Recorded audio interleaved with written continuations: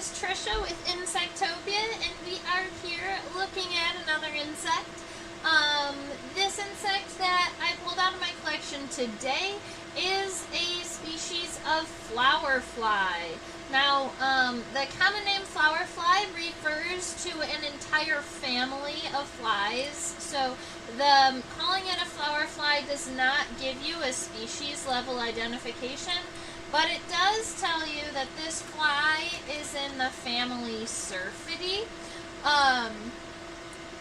and you can tell a couple of things just by looking at this fly and by its common name, right? Flower fly, you are going to be finding these flies on and around flowers in meadows, and that is because these flies do like to drink nectar. They are going to be traveling from one flower to another. They will generally have very small, fine hairs. They're not as setose or as fluffy as something like a honeybee or a bumblebee. But when we zoom into the body, you will notice lots of very thin, kind of short hairs on the bottom, specifically of this fly. And those are going to be helpful for transporting pollen from one flower to another.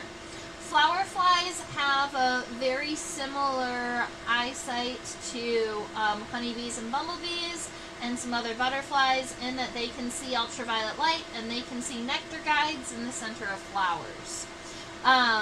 Nectar guides are going to be UV reactive spots in the center of flowers that kind of guide nectar feeding insects to where the nectar is, to where the nectaries are. And it just kind of helps them kind of target in on the flower that they are feeding off of. Flower flies, most flower flies are black and yellow striped, and they do try to look like a bee or a wasp, right? Flower flies do tend to be mimics, although we call this Batesian mimicry. And Batesian mimicry is when a non-dangerous animal mimics a dangerous one to gain the protections that the other one has. So, Batesian mimicry is going to be like this fly looking like a wasp so that birds don't eat it. We used to think that viceroy butterflies were Batesian mimics of monarch butterflies. But after a whole bunch of more research, they realized that viceroy butterflies are also poisonous. So both of them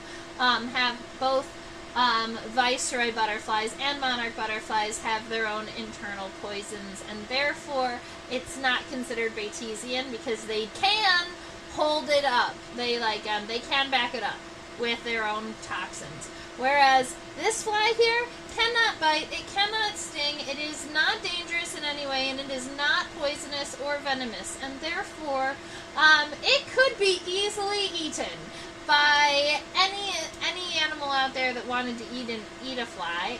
That might include birds, that could include dragonflies, that could include other flies like robber flies or praying mantids, right? Lots of things that are willing to eat this fly here. Let me write Syrphidae here. Now, I want to give a little bit of background into these flies because I think that they have a really cool life cycle. And some flower flies are fully terrestrial, and some flower flies are partially aquatic. We might call them semi-aquatic. So here's two examples of their larvae. This guy right here is a predatory flower fly larvae, and it is eating on aphids. I love that for it. And we would consider this species of flower fly very much beneficial in the agricultural setting. Because number one, it's going to be feeding on aphids as an immature, as a maggot. And two, as an adult, it is going to be flying from flower to flower and pollinating and doing the good job that pollinators do. Now, secondarily, you also have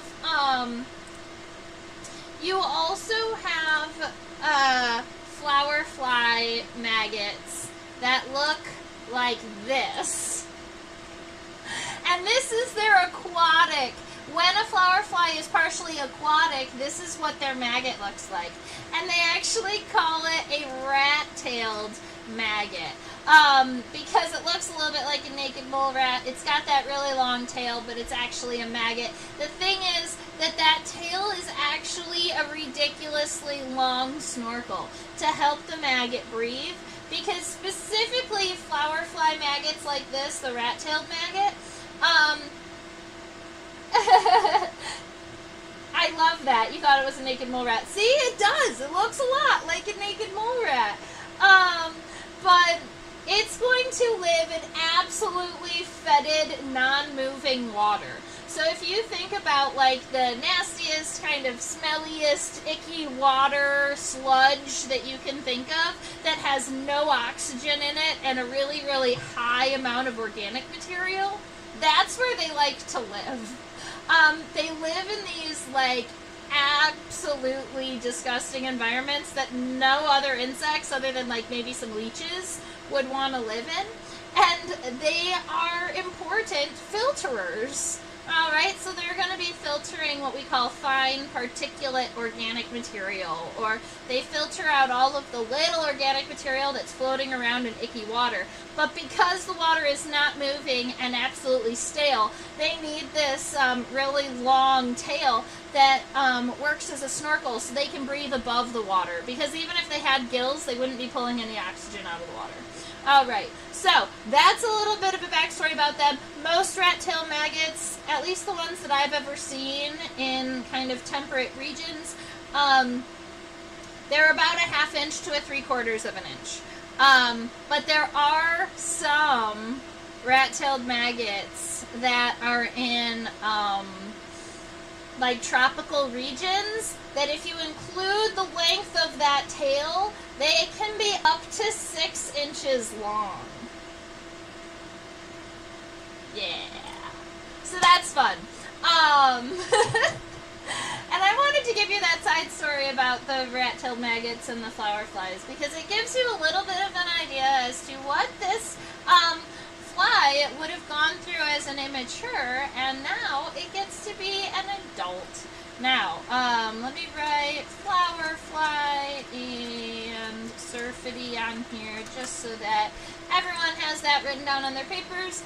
I'm going to give you a little bit of background on this specimen. I collected this specimen in Oregon. I do believe that was in July of 5, 6, 7, 8. Nope. That was August. I collected this in August of 2024 in Oregon. And then let's go ahead and get a measurement down for our specimen. So from the front of the head to the back of the abdomen, this specimen is 1.39 centimeters long. 1.39.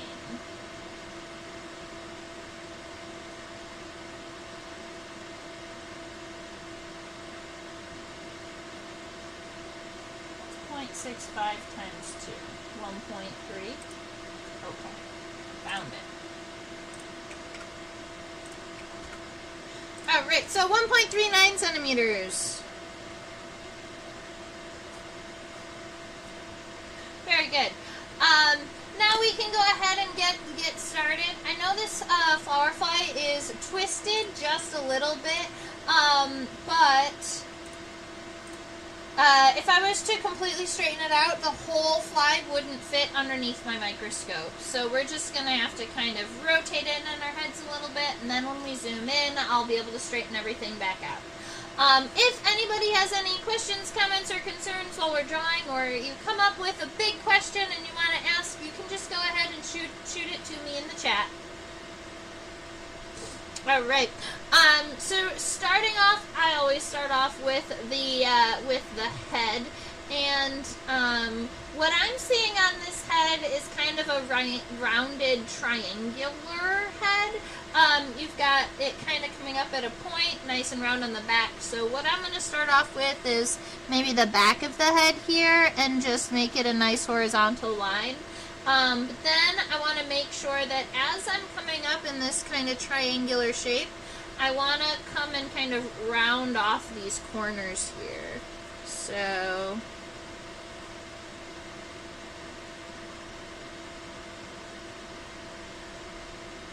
and what I'm going to do is kind of start with the shape and then modify it as needed. So I'm noticing that I didn't give myself the shape kind of became too triangular, and I want it to be a little bit wider at the base. So instead, I'm going to give myself that straight line, and then I'm going to do kind of 2 parentheses here to kind of create that little bit of a wider space, and then put the triangle on top of it. I think that that is going to be closer to the shape of our head. Something that is going to be important is to make sure that this top V portion is right down the center of the head, because if it is not, your whole insect is going to kind of look wonky. And after we get this shape for the head all sorted, we're going to move back to the thoracic region here. Now, the thorax is pretty squared off up at the front, so that's going to look a little bit like this. Also, make sure that that squared off front of the head of the thorax is narrower than the compound eyes, right? And actually, it doesn't get as wide as the compound eyes until kind of right about here where the wings are connected. So start in, kind of come out on an angle just a little bit, and right about where those wings are connected, you should be out approximately even with those compound eyes. I'm going to pull this side out just a little bit to make these lines even, and I might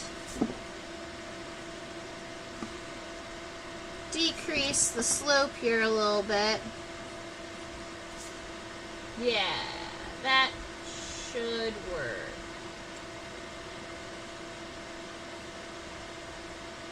Keep in mind, these are just starting shapes, and then when we zoom in, we'll be able to modify them and kind of see what we're not seeing here. But I'm thinking that this is going to be pretty close. We want it to kind of come out. We want to give these little ledges because this is going to be where the wings are connected. So we've got wings that are going to come off from there. And then we've got this kind of really... you're almost going to see a little bit of a U shape here. So if you start kind of from here, you can see that yellow U shape. That U does include this piece here, which is the scutellum, but that's okay. So I want to kind of imagine this kind of coming down and creating that U shape here.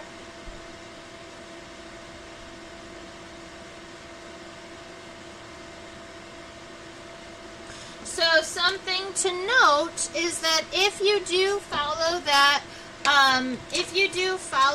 center line, so that from the point of the head all the way down your body, the furthest point on this U should also be aligned with that point.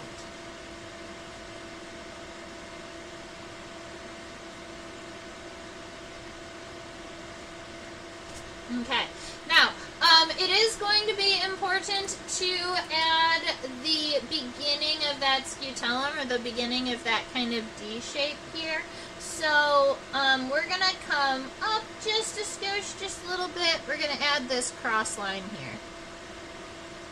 And you might ask, well, Trisha, why is that line important if we are going to be zooming in and sorting everything else out? And the reason why that line is so important is because that is actually the center of the fly. So if you look, we've got 1.39 centimeters. And from here to here is actually 0.65, which is just a little bit short of 1.4, right? 6.65 is half of 1.3. So if you were going to if you want your flower fly to be in proportion, you can take this such size here from the front of the head to where this scutellum starts, and then double it. The abdomen is going to be just a little bit longer than that, so you can just make a line that's going to be a little bit longer, and that is going to give you the entire length of your body. I'm starting to notice that I think that my fly might be a little bit wide. I might have to narrow it down over the course, but I think that that's going to be okay. So here we are with the abdomen. Now the abdomen actually starts underneath this scutellum here, so I want to kind of come up kind of above where it's connected, not connecting it way down there, and then give myself an abdomen that does kind of narrow down to a point and then is rounded off. I want to make sure that these are fairly even. That's our goal right now.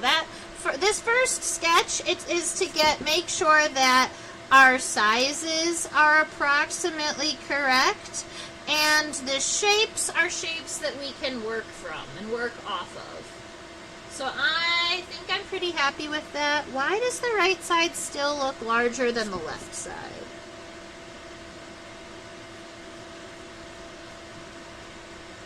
That's better. Alright, so we've got that kind of sorted, and I'm thinking that we've got all of our starting pieces sorted. So we're going to zoom into the head, and we're going to check out what the head of a flower fly looks like. Now, a lot of the defining characteristics that you're going to be able to actively see as this insect is flying to determine whether it's a fly or a wasp are going to be on the head.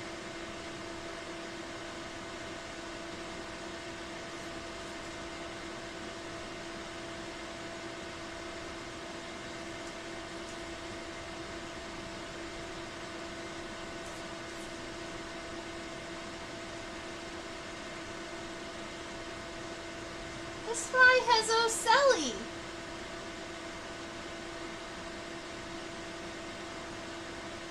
Look how cute they are. Oh, look at the coloring in the compound eyes. And the metallic colors are so cool.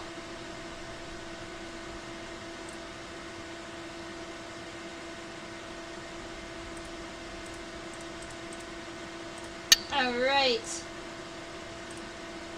I'm going to go ahead and zoom in to this compound eye right around here because I want to show you this. This is the compound eye of our flower fly, and you can see all of these really beautiful reactive and reflective colors happening. The thing with flower flies is that they can see an incredible number of colors, and so there's got to be something between that and the really beautiful iridescence that you can see in these compound eyes. You can also see down here, in between the compound eyes, those three little, what look like individual lenses, those are the fly's ocelli, so that's where they're going to be able to see not just color, but also not color or shapes. Ocelli are more like light sensors, so they can sense light versus dark. They can sense when a shadow goes over their eyes. They can tell when they're out in the open or hidden underneath a rock or a branch. So that's what the ocelli are for. They're for light sensing. Cool. So that gives us a nice look at what the head is going to be looking like. We are going to be changing the focus so that we can see the antenna with more detail. But right now, let's go ahead and sketch out those compound eyes here. I love the speckling and the striations within the compound eyes, by the way. I think that's super cool. Now, we already noticed that we needed this kind of big, wide piece before that triangular top. And so that big, wide piece is going to be where we wanted our compound eyes. So that's going to be right about here and right about here. Those compound eyes are coming in a V shape. So we're going to come in this way and then this way. And those compound eyes do touch right there in the center, but then they're going to kind of separate and diagonal from that. So they're not going to stay together for very long. Those compound eyes come backward, and then we're going to make sure that they are nice and circular. Now, I think what I'm going to end up doing is narrowing the head a little bit, because I think that this is going to look almost too wide. But let's see. So right here, this line coming up, I do want to make sure that it arches just a little bit forward to make it look more, instead of just straight, more round like an eye should be. Make sure that right here you've got that nice arch. Now a lot of times I say go past where you expected, but because I am personally trying to narrow my head a little bit, I'm gonna just wrap it and pull it a little bit sooner. Okay, and then from here, I'm going to come straight back and give myself that little bit of a corner there, because this fly does actually have a little corner, like a little region of the head kind of behind these compound eyes. I'm going to erase some of these kind of light, sketchy lines around these that I don't need right at this very moment. So we've got something that looks like this, and it makes me laugh because right at this moment it almost looks like a pair of glasses. And for me, I'm happier with the left side than the right side. I have some weird shaping happening. So your goal is to get the eyes to be as symmetrical as possible.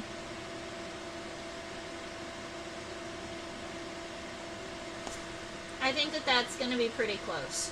All right. Now, I will be cross-hatching within the compound eyes, but I first kind of want to get some more of this head sorted. So from right about here to right out here where those compound eyes kind of go flat, you do have the back of the head. So I just want to kind of get the back line of the head sorted there, and then right here in between the compound eyes, that's where those three little ocelli are, those little simple eyes that are just little individual lenses. So you can give those in a little triangular shape in behind it. I like to crosshatch within my compound eyes a lot of times, but I'm kind of also loving the speckled colorations in here. So what I think I want to do is kind of before I do my cross-hatching, I'm going to kind of shade in some of those dark regions on the eyes. Kind of like this. And then give some spotting in there. So now that I've got a little bit of that shading happening, then I think I'll just cross-hatch on top of that. So then at least you've got the lenses and you've got that, like the feeling of having those colors and shapes happening.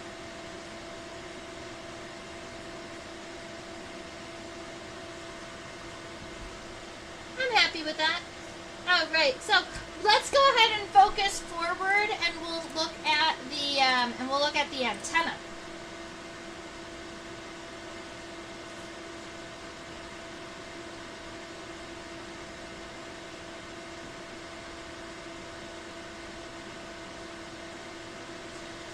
Now, the antenna from the top are going to be really tricky to get all in focus at one time because they are deep and they are heading away from us. So instead of just looking at it from the top, I want to look at these antennae from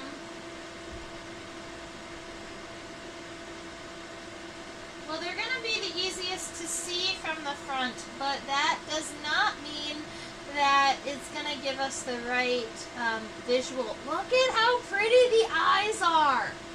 Sorry, I can't help myself. This is such a cool fly. I haven't looked at this individual specimen underneath the microscope yet. Today you guys get to see me looking at it first. Okay, so let's go ahead and we're going to look at those antenna from the top, and then we will turn it sideways and get the whole definition. But for my first drawing, I want to be able to see it from the perspective that we are drawing it. So this type of antenna that you're seeing is called an aristate antenna.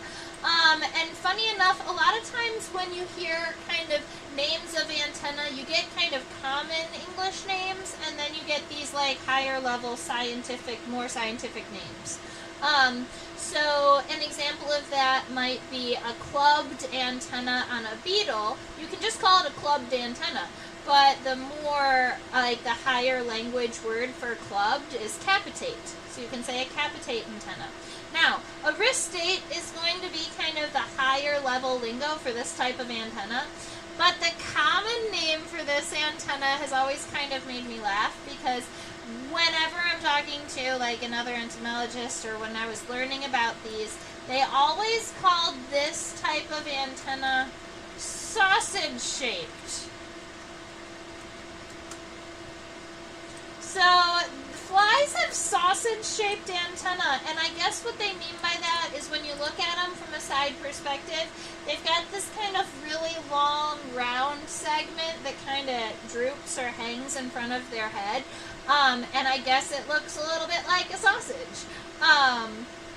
But aristate is its preferred name, so let's go by that.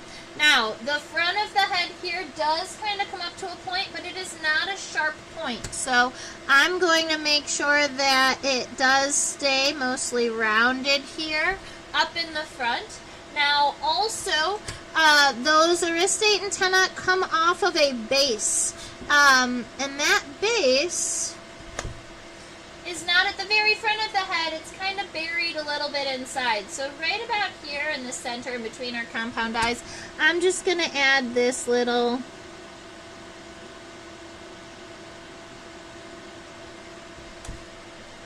kind of shape here. It's kind of flat on the bottom, and then it, if I was going to make it larger, I don't know how else to describe this shape. But it's kind of like this, where it's flat on the bottom, and it's has a concave arch on the top, and it's pretty wide, kind of like a little table. And that is going to be where the aristate antennae are connected. All antennae have the segments, the scape, the flagellum, and the pedicel, although admittedly I think that sometimes fly antennae look like they just have 2 segments, and sometimes they look like they have 3. But here we are. We've got that first segment that's kind of rectangular. They both come off of this one piece, so I'm going to say we've got one rectangular segment coming off to the left. We've got one rectangular segment coming off of the right. Make sure that now that you've got those antennae, the front edge of the head, you're going to be a little bit visible in between them. Then you've got those kind of sausage segments. And because they are kind of moving away from you in this perspective, they're going to look more circular than anything else. because they are pretty, if you're looking at it from a fully dorsal perspective, they're going to be going kind of down, looking down at a cylinder. And then off of that second segment, or what looks like that sausage segment, there are individual hairs. And those hairs are actually important. In fact, the hair on an aristate antenna is called the arista. So the entire antennal type gets named after the hair that it has. So if we look at this fly now from a lateral perspective so that you can see kind of this angle of the antenna. Now you can see all three segments. So we've got the scape is this rectangular piece here. The pedicel is this triangular piece here. And then we've got this one segment of the flagellum that's kind of round here at the bottom. And you see how it just kind of hangs. Now this is that one singular hair that we call the arista. And in some flies, this arista is just like this. We would call this kind of bare. Sometimes this hair looks more like a feather. Sometimes it looks more like a wire cleaner, like a bristle brush. And depending on the shape and the type of arista a fly has, that's going to help you identify flies to family. Are the antennae directed down like that in real life? Yes. Flies are always going to have their antenna just kind of sitting in front of their face like that. Which is why when I tell people when you're learning to identify flies versus like bees and wasps, you can just honestly go by the length of the antenna a lot of times. When a fly is flying, its antenna is going to be so short and or pushed up against its face so much that you're not really going to be able to see the antenna very well. Whereas bees and wasps are going to have nice long antennae that are going to be really easy to spot.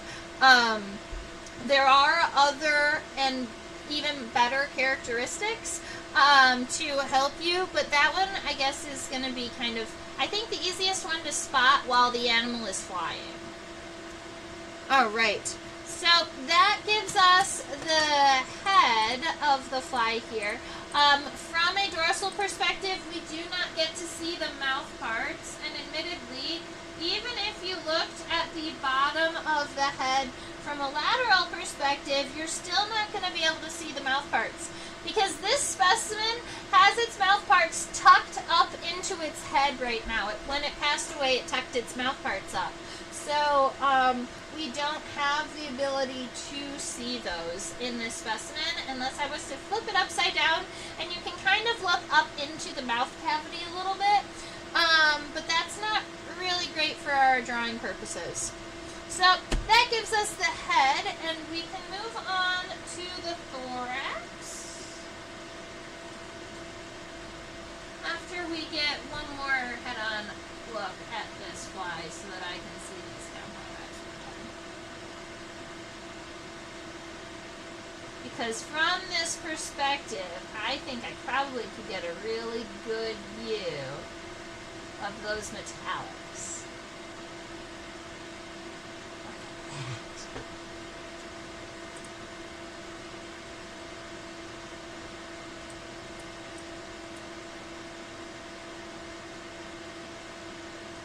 All of those individual lenses in the fly's compound eyes are called ommatidia.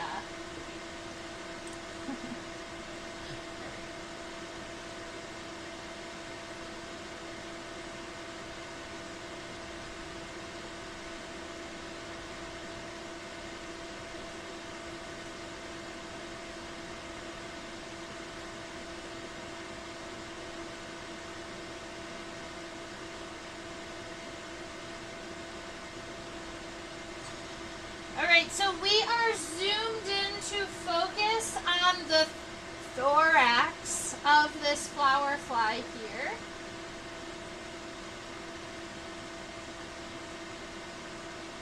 And there are a couple of things that we can see. So I just want to start off with a couple of words here. We are looking at the thorax. That's going to be the middle section of any insect. It's going to be where all the legs, all the wings are connected. The thorax, because there are 3 pairs of legs, is divided into 3 regions. And each segment in the thorax is going to have 1 pair of legs. Those segments in the thorax kind of get the labels pro, meso, and meta. And I'm going to put dashes in front of these because you add those to the beginning of the words. For instance, one of the parts on an insect leg is the femur. So if you said the profemur, you're specifically talking about the femur on the front leg. Or if you said the metafemur, then you're specifically talking about the femur on the 3rd pair of legs. But you also can divide the actual body by these. So for instance, the pronotum is the top of the first segment of the thorax. So that is going to be right here. The pronotum looks kind of squarish. It's squared off at the top. It's got these 2 yellow spots on each side, and then it comes down to right about here. You can see kind of a line, a horizontal line that goes across. The first segment of the thorax also has the first pair of wings connected to it on the corners. The mesonotum would be the top of the second segment of the thorax, or of the middle segment of the thorax. So that is this one right here, and it goes all the way down to this little line. You would think that that is the metasternum, but it is not. This is actually a completely different part altogether. But that gives you a little bit of an introduction as to kind of how these words are built together.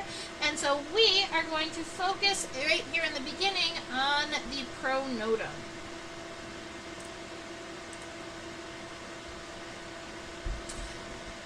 Once I find my pencil. There we are. So I'm looking right here at the back of the head of our fly. And I want this thorax, it's actually going to come in just a little bit. Like we mentioned, I made the head a little bit narrower, so that's going to make kind of everything a little narrower. We've got, this is the pronotum, and one thing that I'm noticing is that I thought that it came out on a stronger angle than it actually does.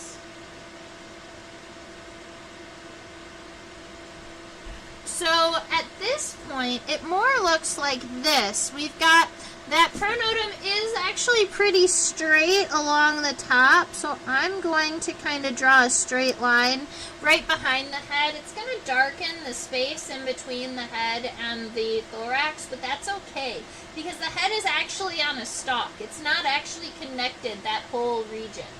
From this point, instead of coming out on an angle, I want to actually come kind of straight down, and the pronotum is going to be approximately the same width as the compound eyes here. So if I take the compound eyes and I pull it down, that's going to be about as long as the pronotum I want it to be.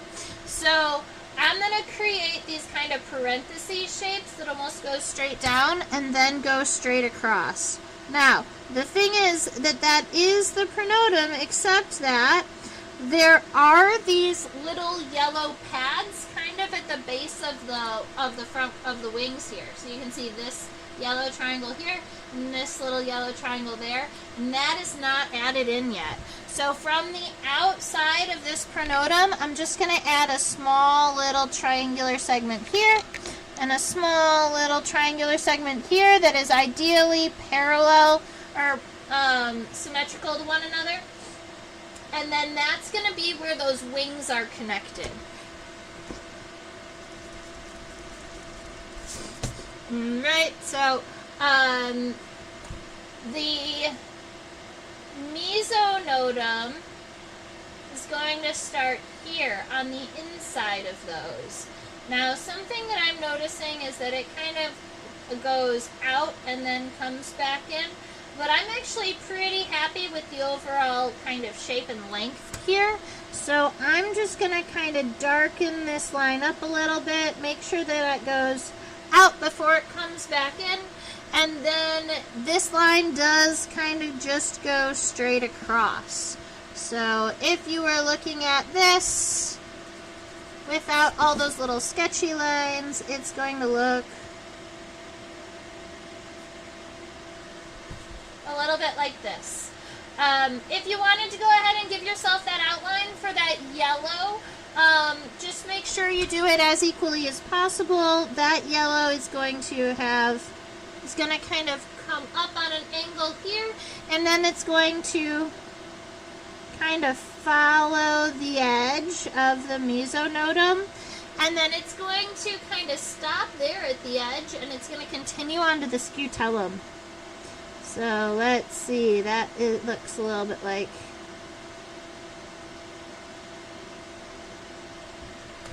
so you've got that little bit of the yellow coming up and then going back around.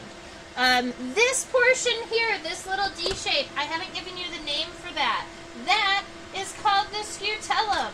Now, there's some really funny thing that happens with this word scutellum. The beetles use this word.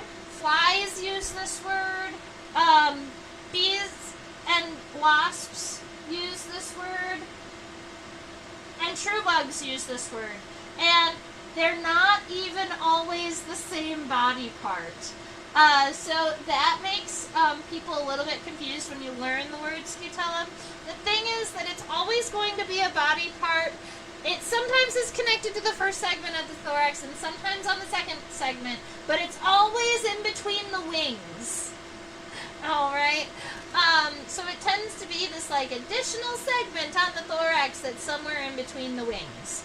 And they, depending on if you're looking at a beetle, it's going to be like, here, I'll draw you a ladybug really quick. So if this is the invasive, multicolored Asian lady beetle here, you can see because it has that white M. And then, if the average person was drawing a ladybug, they might just draw one straight line down the back. But, if you know, the line actually splits up at the top, and there's this little itty bitty triangular piece here. And then you've got some spots. That little triangular piece there, in between the wings, is the scutellum on a beetle. This piece here, that's D-shaped and in between the wings, is also a scutellum. Kind of fun side story. Alright, this guy right here, we're going to give it quite a little bit of a D shape. I'm actually pretty happy with the shape I already had. I just want to make sure that it, I'm thinking that it has to narrow just a little bit more. I want to make sure that it kind of looks a little bit separate than what I have. So, when I added it a little bit narrower and kind of rounded it out on the edges. I just don't want it to look like it matches 100% because it is a separate segment. Now, we do have that really pretty yellow kind of smiley face on the scutellum, so I'm just going to kind of follow that line across and make sure that that line matches up to the mesonotum. Alright, and because we got these yellows sorted out, I am going to add the two yellow spots on the leading edges of the pronotum here and here. And then we also get another very small yellow spot here on this corner and this corner of the pronotum. So I'm going to add those kind of yellow spots. Alright, let's look at the abdomen and see about getting the segments and the striping done on the abdomen of our flower fly.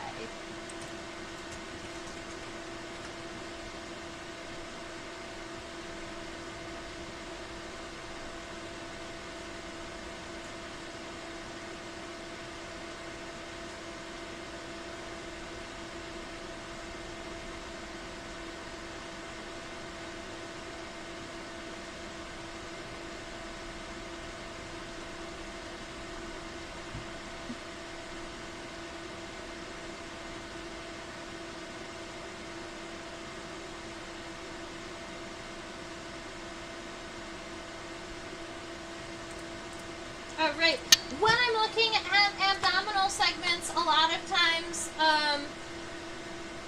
I'll double check and make sure there's not a really small segment kind of close, because a lot of times you're going to have a kind of a little itty bitty small abdominal segment. So we do have one right here that's black that's kind of hidden. So there's one segment here. Two goes from here and goes all the way down to the end of that yellow. So the second abdominal segment is actually pretty long. The third one goes from here all the way to the end of that, all the way past two yellow stripes. So this is 1, 2, 3 abdominal segments. And the question is this one just 4 or is it 4 and 5? It looks like it is 4 and 5. The fourth segment looks like it comes down to this kind of point, and the fifth one is this round one at the end. So looks like we've got 5 abdominal segments hanging out here.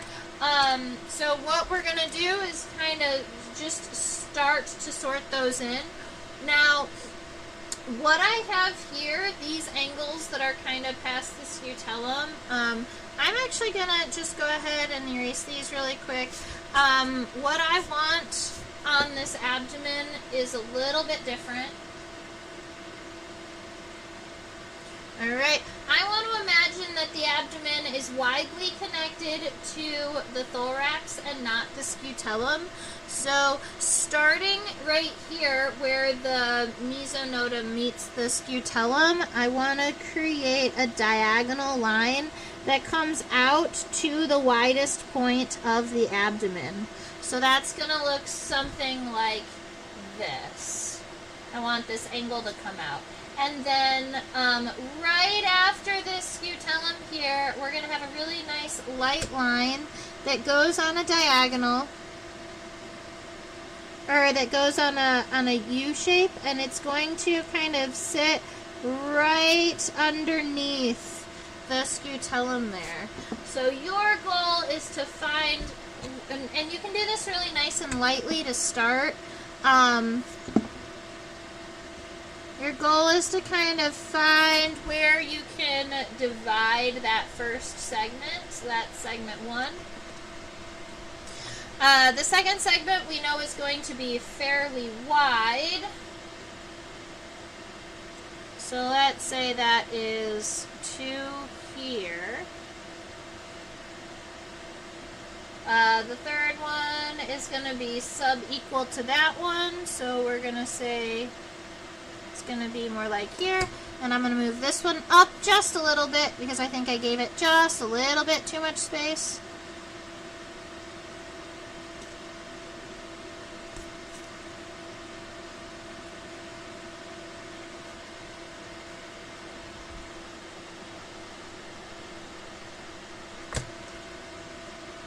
Just a little bit more.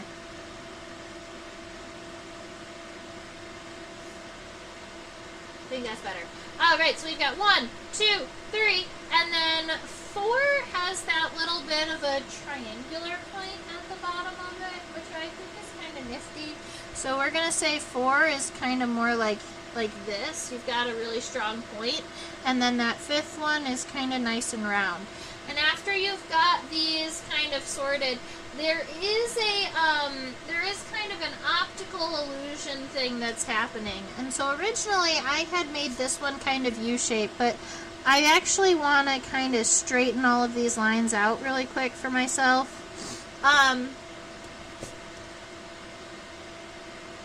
So there's this optical illusion that happens in fly abdomens, and a lot of abdomens that from a lateral perspective might kind of curl like this. So the top point of the fly, that line is going to appear straight across. But as things kind of get away from you, that is going to look more this shaped. And then in the other direction, it kind of goes in the other way. So when you are looking at it from the top, this middle one is going to go straight across. This top one is actually going to be slightly bowed upward, more like this. Which is why I was like, something looks funny and I couldn't figure it out. This one is going to bow upward, and then this one is going to bow slightly downward. Ideally, because these are the same, they're like sub-equal, the arch on the top should be able to kind of be mimicked and flipped in this direction. And so that is going to be kind of the shaping of those lines, because this is the part that's going to be closest to your view. Now that we've got them all nicely lightly drawn out, we can go back through and hit them with darker lines. So we like this kind of diagonal to the corners, and then that upward shape there. I'm happy with that. I do want to make sure that every single one of these segments I draw individually. That just gives them kind of their own personality. Make sure that it doesn't look like you just drew one shape and then subdivided it. You want each one of these segments to almost like stand alone a little bit. That second one goes straight across. This one here, nice U. Erase any of those sketchy lines that you don't need.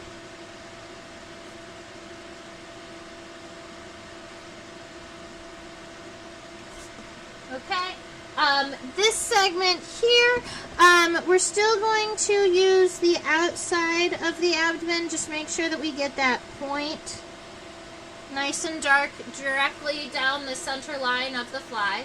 And then right here at the very end, you've got that really nifty little kind of U-shaped abdominal segment at the end that looks more like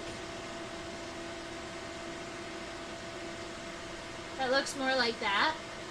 And then because we have added all of the black and yellow kind of designs up on the head and the thorax, we might as well do it for the abdomen too. So on this segment, we've got that one kind of yellow line that does not make it all the way to the center. So it kind of comes towards the center and then backs off.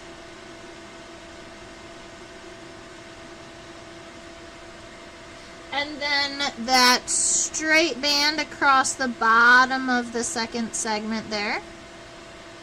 And then after, I always like to draw these lines really light, but after you get it where you know you want it, you can go through and make it a dark line. So there's that first one. The second one is going to have those two yellow stripes, but the thing is that it's fully yellow on the laterals, on the edges. You can almost kind of see that through the wings. So when we're starting this sketch here, I want to kind of come in from the edge a little bit. And I'm going to create kind of this really wide U that's going to help kind of create the top of that first yellow line there. And then coming inside, I'm going to create that line by kind of following that in this way. But then once we get to the edges, that yellow stays on the edges. So I'm just trying to kind of create that yellow border by drawing the inside shapes. That's going to help you out a little bit. Alright, once you get to the very end, there is some yellowing happening on the edge here. So you can kind of just give yourself a little bit of a border on this segment. And then this last one, I'm just going to leave. It looks kind of mottled, but there's not a distinct color pattern.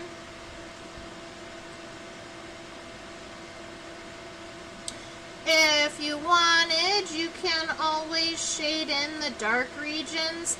That's going to help your viewer understand where the black versus where the yellow sits. I will sometimes just kind of smudge it in a little bit and then go back in with the eraser and kind of erase where it should be brighter yellow.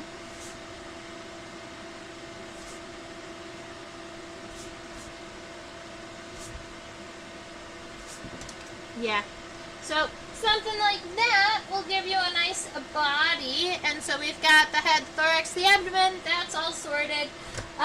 Let's go ahead and look at wings next, and then we'll draw the antenna, or the legs.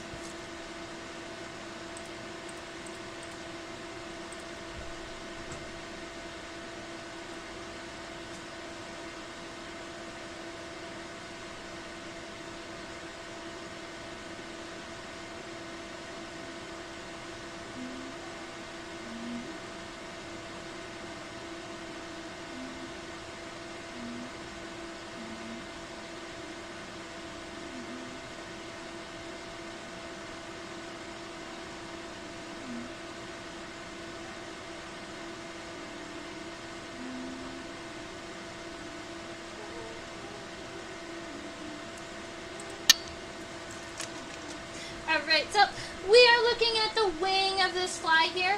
I'm going to erase this because I think that this kind of lateral view of that abdomen is going to mess with where my wings are supposed to go. And also maybe the top of this ladybug. All my little side sketches ended up in the weight this time. I should be a little more careful. Okay. So the wing here, I'm just going to start with a nice light outline like normal. We're going to start it from the bottom of that triangular segment way up there, right? Because that's where our wing was connected. We're going to come out. You can give it a nice kind of convex line. Make sure that that line does go past the length of the abdomen, right? So if you've got your abdomen here, that wing does go slightly past. I don't prefer to draw my lines towards the body. I like to draw my lines away from the body. It's just something that helps me kind of visualize.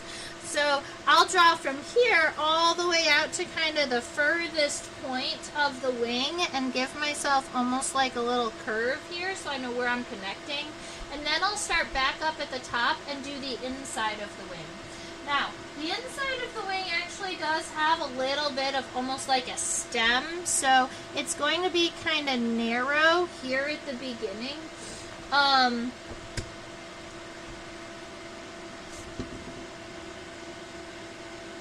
So you've got this kind of very narrow wing up in the beginning up to right about this point.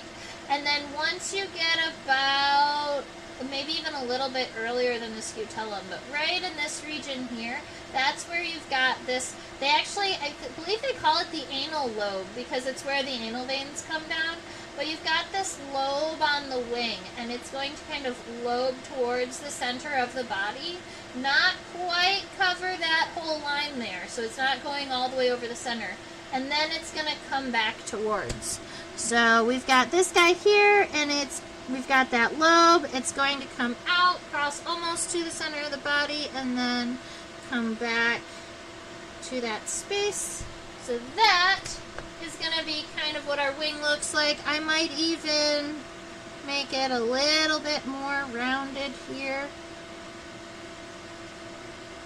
Try not to mess with the abdomen line too much.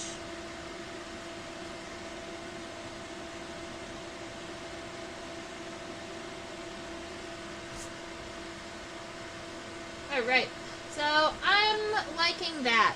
Now, I'm going to go ahead and kind of darken that there. Erase any of that sketchy lines. Okay.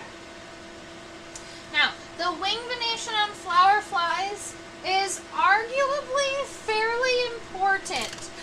In fact, there is one vein that, if you know what you are looking for, you can identify a fly down to this family using one wing vein, and that is what we call the spurious vein.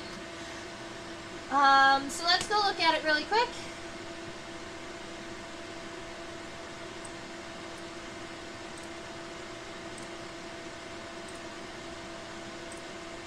This right here, this vein, it kind of comes down, it crosses this kind of cross vein here, and then it goes, but then it just disappears into nothing. I hope that you can see that. It doesn't connect to this vein, it doesn't connect up there, it doesn't connect to the end of the wing, and most veins go somewhere. Alright, most veins, you're not going to see them just kind of ending at a random place. Even these veins here that kind of go almost to the edge, they turn and connect to another one. The spurious vein does not connect to anything, and flower flies are the only ones to have a spurious vein. So sometimes when I'm doing wing venation on a flower fly, because my goal on a lot of the wing venation is not to be 100% accurate, because the wing veins can be like very complicated to do quickly. My goal is to get the wings what do we call that? Like texturally looking proper. But when there are important veins like this, we make sure we get those. So, important things on the flower fly is to make sure that you do fit this spurious vein into the wing venation. What I'm going to do is you've got some veins that are very important, things like the costa and the subcosta. The costa is the vein that's very much on the leading edge of the wing, so that's going to be, but you can create the costa by essentially darkening the leading edge of the wing. So we've got the costa there. The subcosta, it kind of sits right underneath the costa, and in this flower fly, it's actually pretty short, and it looks like there's even one cross vein between the costa and the subcosta way up there in the beginning. Alright, we do have a series of radial veins. These are ones that kind of radiate underneath. That might look like having one come down, two kind of comes down and splits and continues. So we've got some of those veins kind of sorting up at the top. And so that's how I would draw way up there.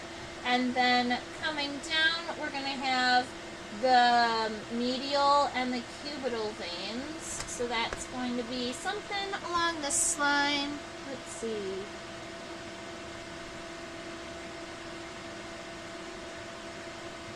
I'm going to create one that kind of comes down and comes way down to here. Make sure that it doesn't actually touch the edge of the wing, because that's actually going to kind of curl up around to here. And then we're going to do another one down here. It kind of comes down and then follows the edge of the wing again. And we're going to have an anal vein that kind of comes down into this lobe. Like that. Now, right about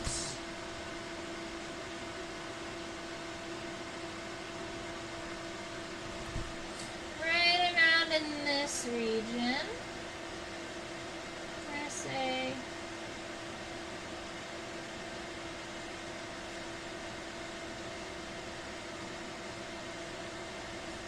throw some V's in there. This one kind of comes down, and then this one is going to be the one with the spurious vein. So we've got at least one more vein that kind of comes down here and hits that, and then this is where that cross vein happens. So it's going to be right about like that. And then your spurious vein, it actually starts way up here, but when it comes down, oops. When it comes down and through, it crosses that and ends. And that is what's important about this wing venation, funny enough.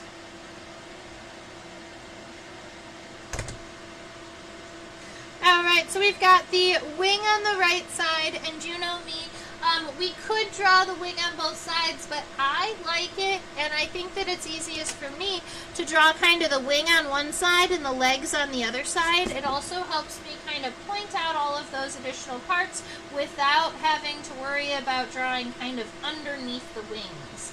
So now we get to look at some legs, and we're going to draw the legs. For me, I'm going to draw my legs on the left-hand side, but for you, if you are out there and sketching and you have time, feel free to go ahead and draw your own legs. On both sides. Is what I mean.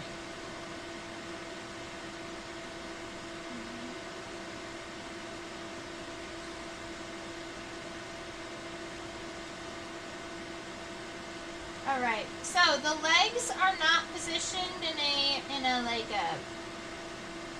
a common pose or anything like that. You'll notice that a lot of my specimens where I position their legs is actually more for protection of the specimen and more museum quality rather than spreading so that you can see them really easy. And therefore, from a dorsal perspective, you can see, number one, where the legs are coming out from, but you're not going to be able to see all of the details on the legs. So from here, we can see that that front leg is going to be coming out right about here at that pronotum, out and then forward. So it's going to be something along this line. And then for that middle leg, the middle leg is going to be coming out right around here. And I'm noticing that that middle leg seems to very naturally bend forward rather than backward. And a lot of times middle legs go backwards. But this time I'm noticing that it's forward, and I think that that might be because they are like landing on flowers in front of them. That might actually help with their, might help them land. Alright, and then those hind legs, let's just go and look at where they're coming out of on the body so that we can make sure that we are accurately presenting them from the side. The legs here on the back, admittedly, they almost look like they're coming out of the abdomen, but they're not. They're coming out of right here at the very, very, very end of the thorax, but on the underneath side. So yes, when we draw those, they're going to almost look like they are coming out of the abdomen because it's going to be kind of right about here. But we know that they are actually connected right here. Alright, so we've got where those legs are going to happen. Now what we've got to do is turn the specimen so that we can see them and draw them in. Look at the little toes! Okay, we're going to look at little fly toes first.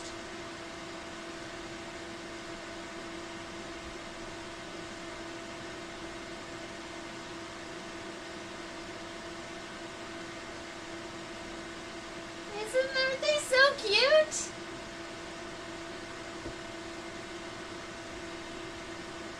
So they have tarsal claws, they've got little tarsal pads. I think that fly paws are super adorable. Alright.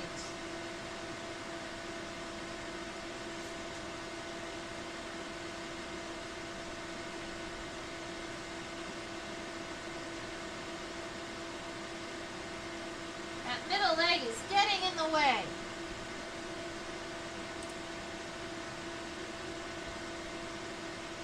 Let's go look at the other side, see if the other side's middle leg is moving up.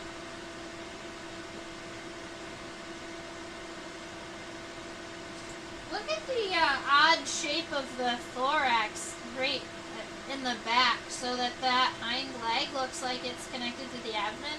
Look how long and weird the coccyx look to kind of push that leg back.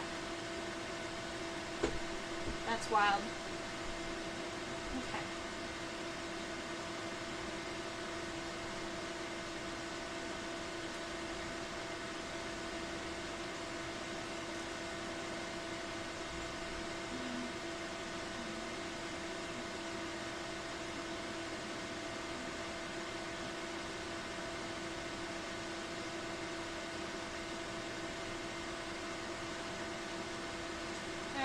This is going to, I think, be our best view of that front leg and the tarsal segments. So the femur isn't in great focus, but all the tarsal segments are, and I think that that's kind of what's the most important to see. Let's see, we've got the femur, the tibia, and the tarsi, the legwards. The femur comes up from here. It honestly does not look like a very long femur, and I drew this tibia really long too, and this front leg does not seem to be that long. For instance, that femur, if it was stretched out, it probably would only go halfway up that front leg. So if I was going to draw that femur here, I'm going to start on the very front of the pronotum. I'm going to give myself a line that's maybe about halfway up that compound eye, and then I'm going to draw my femur down. Now, That looks about right. That's fairly even on the pronotum. Sometimes the front legs are up on the very, very leading edge, but you can see it has a little bit of an angle, so it's a little bit more kind of centered at that pronotum. Now the tibia is going to be of equal length of the femur, so if you wanted to kind of take yourself a measurement and or use your finger to kind of estimate, that is up to you. I made mine approximately. Mine at my scale is about 1/2 inch. That tibia is really narrow here, much narrower than the femur. And then we've got 1, 2, 3, 4, 5 tarsal segments. That first tarsal segment is a flat kind of rectangular segment. 2, 3, and 4 are these kind of cup-like segments where you've got they've got kind of these pointed cup-like edges off to the left and the right. And then right there at the very, very end, you've got that raindrop segment, or what I like to say is like narrow on the base and round at the end. You've got those 2 little tarsal claws there that aren't claws, and then you've got kind of pads underneath those toes. And that is what that front leg is going to look like. Now we have to draw the middle leg.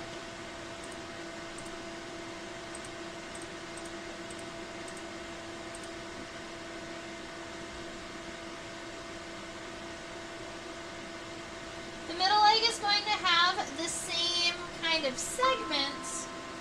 The middle leg is going to have the same segments. It's just that I'd like you to notice how much longer the middle legs are than the front legs. In fact, the middle legs start further back than the front legs, but they end in approximately the same spot in this specimen, which kind of makes me smile a little bit. So right about here, we've got that, we have that femur, and that femur is going to come out probably to right about, my guess would be right about here.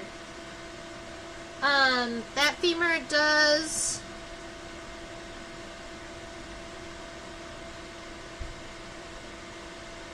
feels really long. It feels too long.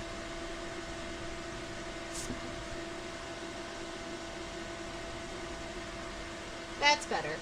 Alright, so we've got that femur that's coming out nice and wide. I think I made it a little bit too long, so I shortened it up a little bit. Now the tibia is going to be coming forward, and because we want that tibia to make sure that it's looking, we want that tibia to be approximately the same length as the femur. So if you measure the femur, also you got to take into consideration the fact that it is connected a little bit underneath the body, and then measure that tibia. That's going to be your approximate length. And then you still have 5 tarsal segments, but the first tarsal segment of the 5 is longer than the first one. So we've got 1. Make sure it's a little bit longer than that first one. And then you've got 2, 3, and 4 that are still those kind of cup segments here. So that is 2, 3, 4. And then you've got that raindrop segment that's kind of narrow on the base, round at the end, and you've got those 2 claws. And that is going to be how your flower fly's front and middle legs kind of line up to one another, but you can still see that that middle leg is longer than the hind leg. Now, for the hind leg here, the hind leg is definitely going backwards because they definitely need that for balance. There's another kind of fun thing happening on the femur, and that is the fact that we've got a femoral spine on the hind leg, or we did talk about pro, meso, and meta during the beginning of the class, and so you have a metafemoral spine that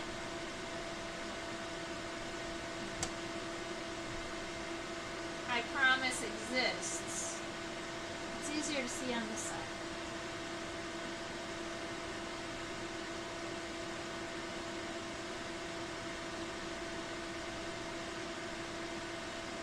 Alright, so I'm going to show you the femur here first, and then we'll move on to the tarsal segments.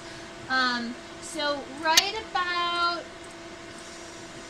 here, right about there, there's a spine on the femur. And it does kind of almost line up to this little ridge on the tibia, which is interesting. The tibia of this hind leg is also very, very bowed in comparison to the other tibia, so it's not straight. It's got like this weird curve to it. You could almost argue that this hind leg looks kind of raptorial almost, like it's meant to grab and hold on to something. And I kind of wonder what flowers this specific flower fly likes to pollinate, and if there's some weird reason that they need to hang off of something with their back legs. Or if it's part of the mating process.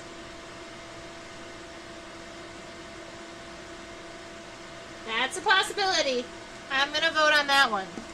It might be specifically for the males to hold on to the females while they're flying. You'd think that they would do that with the front legs, though. Okay. So, this femur is coming out from here. Make sure that that femur stays nice and long. I like you to notice that these legs do go longer than the abdomen. So, what I'm going to do is change the angle of this just a little bit. It's still starting at the same spot, but I want to make sure that it kind of comes in a backwards direction, kind of like this. The top of the femur does go kind of convex, has this little bit of a convex arch here. And then where it ends, we're going to say right about here at the end of that second segment, it's going to come backwards slightly, and then it's going to go wee. Let's see.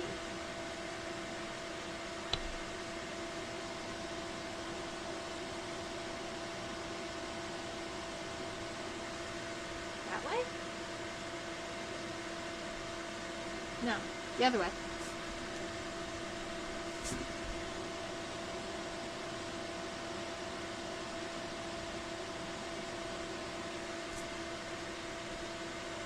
We're almost there.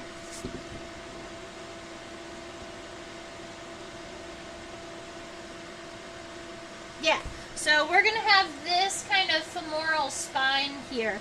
And I want to make sure that it is kind of built into the femur. There's no joint there. It can't move. It's just kind of like one really awesome kind of spine there coming out. The tibia has that kind of curve, so it's going to kind of curve back in towards the body here.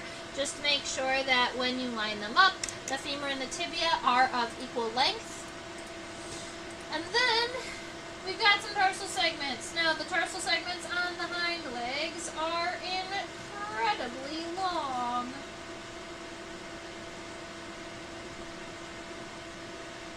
And they are of a different shape than the front and the middle legs. The hind legs, these segments are all pretty much rectangular, and they get smaller as they go on. But that first one is actually pretty wide. So we've got one tarsal segment that's nice and wide and very rectangular, and then they get smaller from there. So that is 1, 2, 3, and then 4, and then that fifth segment does have a little bit of a round edge on it so that you've got those tarsal claws. And notice that my leg does go slightly longer than the abdomen, but not longer than the wings. That's your goal on that.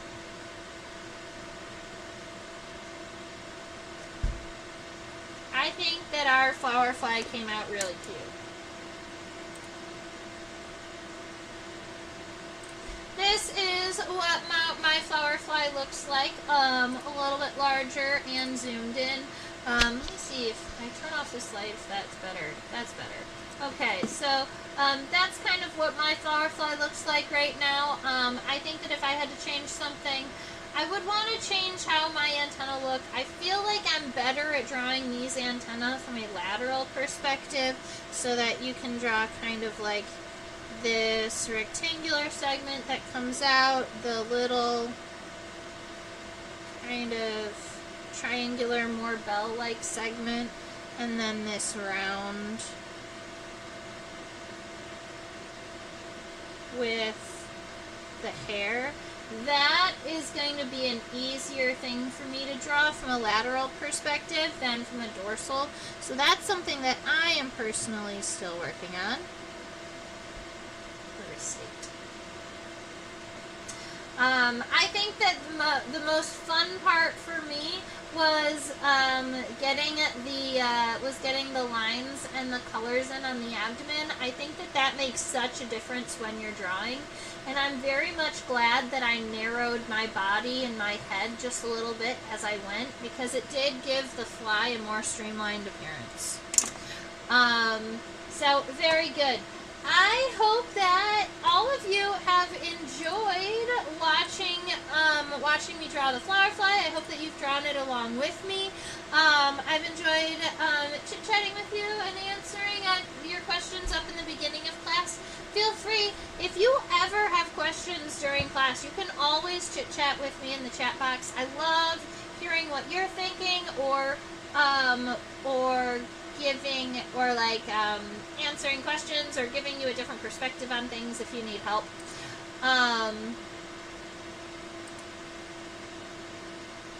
There it is. All right.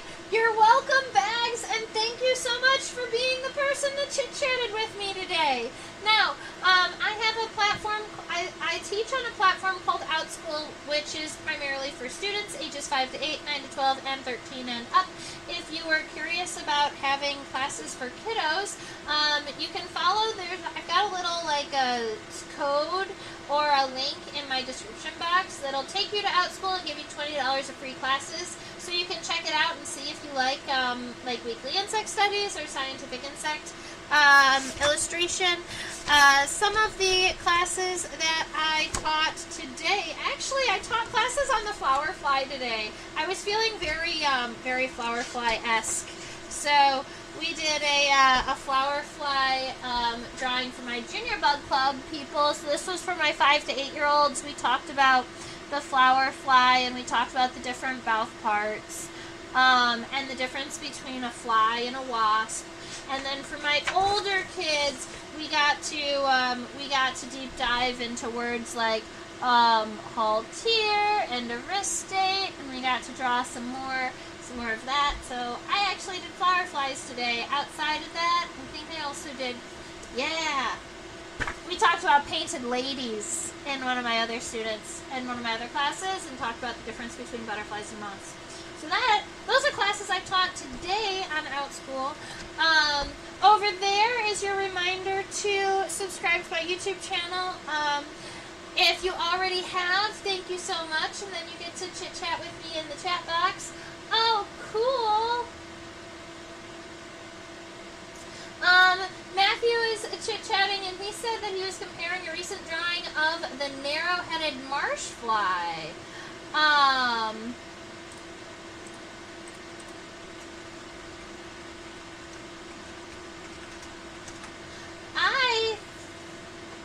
Cool.